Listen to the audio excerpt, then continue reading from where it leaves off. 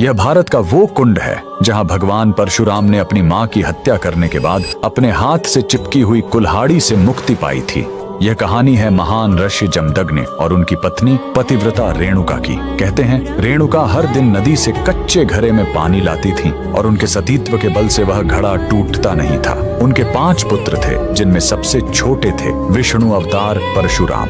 एक दिन रेणुका ने नदी में कुछ गंधर्वों स्वर्ग के संगीतकार को जल क्रीड़ा करते देखा। उन्हें देखकर एक पल के लिए उनका मन मोह में पड़ गया और उसी क्षण उनके सतीत्व का बल टूटा और कच्चा घड़ा टूट गया। जब वो आश्रम लौटी तो ऋषि जमदग्नि ने अपने योग्य बल से जान लिया कि उनका मन भटक गया था। वो इतने क्रोधित हुए कि उन्होंने अपने पुत्रों को आज्ञा दी, अपनी मां का वध कर दो।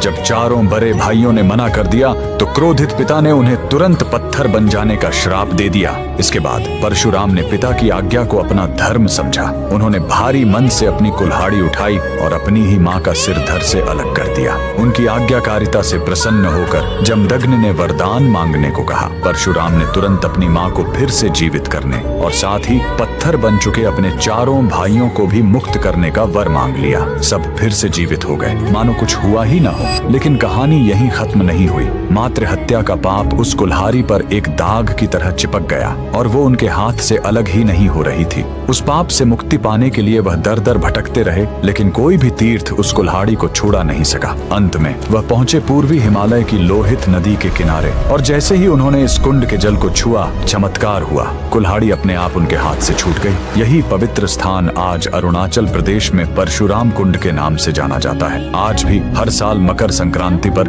हजारों श्रद्धालु यहाँ इस विश्वास के साथ डुबकी लगाने आते हैं कि यह कुंड उनके सारे पापों को धो डालता है, ठीक वैसे ही जैसे इसने स्वयं भगवान परशुराम को पाप मुक्त किया था। भगवान परशुराम को दिल से मानने वाले सभी भक्त कमेंट्स में जय परशुराम जरूर लिखें।